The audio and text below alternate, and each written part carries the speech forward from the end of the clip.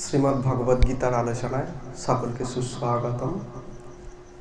তো আসুন আমরা শ্রীমদ্ ভগবদ গীতার প্রথম অধ্যায়ের দ্বিতীয় শ্লোক আলোচনা আজ শ্লোকটা প্রথমে পাঠ করে নিই। শ্রী সঞ্জয় উবাচ দৃष्ट्वा तु पाण्डवानीकं व्यूढं दुर्योधनस्तदा आचार्यमुपसंगम्य রাজা বচনমব্রবীত। অর্থাৎ সেই সময় রাজা দুর্যোধন বুহাকারে রচিত পাণ্ডব সেনাদের দেখে দ্রোণাচার্যের কাছে গিয়ে বললেন। এটা শ্রীমদ্ ভগবদ গীতার প্রথম অধ্যায়ের দ্বিতীয় শ্লোক। তো দুর্যোধন দ্রোণাচার্যের কাছে কেন গেলেন না, পাণ্ডবদের যে সৈন্যসজ্জা কিভাবে বুহাকারে সজ্জিত হয়েছে সেটা দেখে তিনি গেলেন। তো আমরা প্রথমে আলোচনা করব যে দুর্যোধন কে প্রকৃতপক্ষে। আমরা যদি বাহ্যিক দৃষ্টিতে দেখি যে দুর্যোধন হলেন ধৃতরাষ্ট্র এবং গান্ধারী মায়ের জ্যেষ্ঠ পুত্র, এটা আমরা জানি।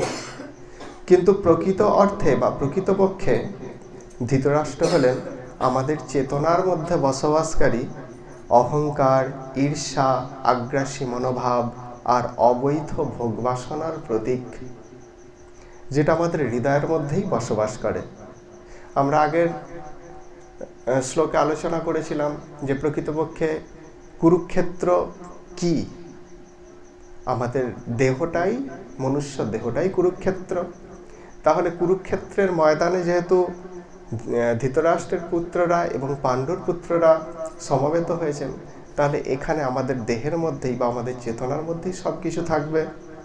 তো তাহলে আমরা জানতে পারলাম যে ধৃতরাষ্ট্র হলেন যে আমাদের চেতনার মধ্যে বসবাসকারী অহংকার, ঈর্ষা, আগ্রাসী মনোভাব আর অবৈধ ভোগবাসনার প্রতীক। এখানে সঞ্জয় দুর্যোধনকে রাজা বলে সম্বোধন করলেন কেন? কারণ এক নম্বর, ধৃতরাষ্ট্র যেন তেন প্রকারে দুর্যোধনকেই হস্তিনাপুরের রাজা বানাতে চেয়েছিলেন, রাজা করতে চেয়েছিলেন। তাই সঞ্জয় দুর্যোধনকে রাজা বলে সম্বোধন করে ধৃতরাষ্ট্রকে সাময়িকভাবে প্রসন্ন করতে চেয়েছিলেন বা সান্ত্বনা প্রদান করতে চেয়েছিলেন। কারণ ধৃতরাষ্ট্রের পুত্র দুর্যোধন যদি রাজা হতে না পারে, তাহলে সব থেকে কঠিন ব্যথা অনুভব করবে বা যন্ত্রণা, মানসিক কষ্ট ভোগ করবেন ধৃতরাষ্ট্র। কিন্তু সাধুরা কাউকে কষ্ট দিতে চান না, সেই জন্য সাময়িকভাবে তিনি তাকে রাজা বলে সম্বোধন করলেন। কারণ সঞ্জয় হলেন কি পরম ধার্মিক, আর একজন প্রকৃত ধর্মপরায়ণ ব্যক্তি সকলকেই সান্ত্বনা প্রদান করে স্থির রাখতে চান, তারা শান্ত থাকুক। মনের মধ্যে অশান্ত ভাব সাধু কি করেন, দূরীভূত করার চেষ্টা করেন, কিন্তু কখনোই সেটাকে বাড়িয়ে তোলার চেষ্টা করেন না, এটা সাধুর লক্ষণ নয়। তাই সঞ্জয় ধৃতরাষ্ট্রকে স্থির রাখতে চেয়েছিলেন যাতে তার কথাগুলো ধৃতরাষ্ট্র স্থিরভাবে শ্রবণ করেন। কারণ যে কথাগুলো বলছেন সেটা কি, কার কথা? পরমেশ্বর ভগবান শ্রীকৃষ্ণেরই কথা, যা শুনলে জীবের মঙ্গল হয়। সেই জন্য সঞ্জয়ও চেয়েছিলেন যে তার মঙ্গল হোক ধৃতরাষ্ট্রের, সেই জন্য তাকে স্থির করেছিলেন এই রাজা কথাটা বলে। আবার যদি দ্বিতীয় তো দেখি যে কেন রাজা বলে সম্বোধন করলেন, তো আমাদের চেতনায় যখন অহংকার, ঈর্ষা, আগ্রাসী মানসিকতা আর অবৈধ ভোগবাসনা প্রবল হয়ে ওঠে, তখন সেগুলোই হয়ে ওঠে আমাদের জীবনের রাজা। রাজা যেমন তার রাজ্যকে সর্বদা নিয়ন্ত্রণ করেন, তেমনি অহংকার, ঈর্ষা, আগ্রাসী মানসিকতা আর অবৈধ ভোগবাসনাগুলোও তখন মানুষের জীবনকে নিয়ন্ত্রিত করতে থাকে। তো যার ফলে কি হয়, শেষ পর্যন্ত মানুষের জীবন দুর্যোধনের মতোই বিপর্যস্ত হয়ে পড়ে, ধ্বংসের মুখে ছুটে যায়। আবার একদিক থেকে দুর্যোধনকে যদি বিচার করি, দুর্যোধন হলেন আমাদের জীবনের এক অশুভ শক্তি, যেই শক্তি সর্বদাই নজর রাখে শুভ শক্তির দিকে। কেন না, কারণ শুভ শক্তির প্রাবল্যের ফলে অশুভ শক্তির বিনষ্ট হয়ে যায়। যেমন সূর্য উদিত হলে অন্ধকার দূরীভূত হয়ে যায়, তাই অন্ধকারের চিরশত্রুকে সূর্য। হ্যাঁ, ঠিক সেই রকমই অশুভ শক্তি শুভ শক্তির প্রাবল্যের ফলে, শুভ শক্তির বিজয়ের ফলে অশুভ শক্তি বিনষ্ট হয়ে যায়। কিন্তু অশুভ শক্তি সে কিন্তু কখনোই বিনষ্ট হতে চায় না। সংসারের নিয়ম এটা, সবাই তার অস্তিত্বকে বজায় রাখতে চেষ্টা করে, কেউ বিনষ্ট হতে চায় না। ঠিক সেই রকম অশুভ শক্তিও কিন্তু বিনষ্ট হতে চায় না, বরং সে শুভ শক্তিকেই বিনষ্ট করে দিতে চায়। আমরা সবাই চাই আমাদের শত্রুদেরকে বিনষ্ট করতে। ঠিক অশুভ শক্তির শত্রু হচ্ছে শুভ শক্তি, সেই জন্য সেও চায় যে শুভ শক্তিকে বিনষ্ট করে দিতে।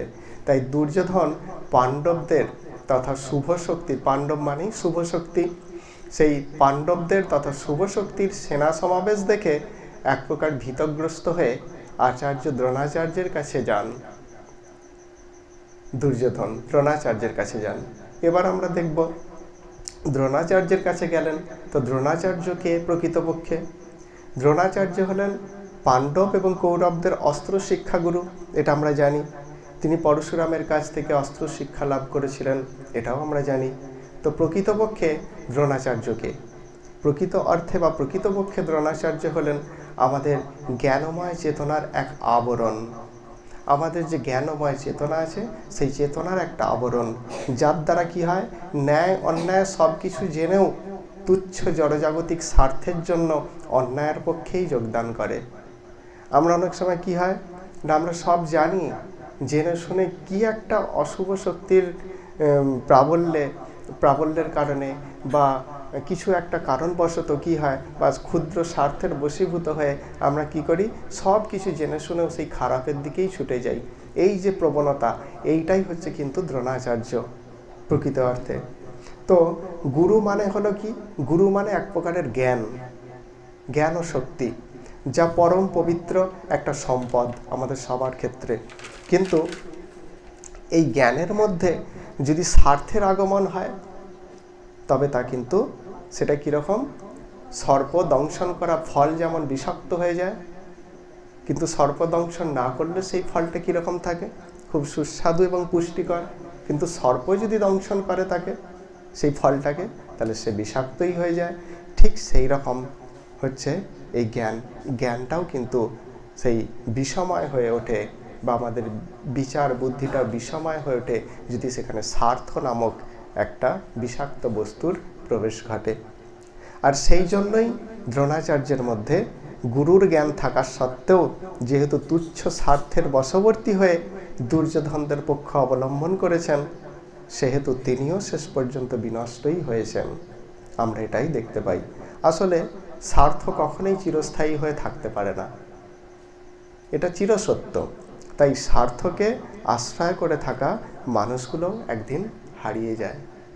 হরে কৃষ্ণ, সকলকে ধন্যবাদ, প্রণাম।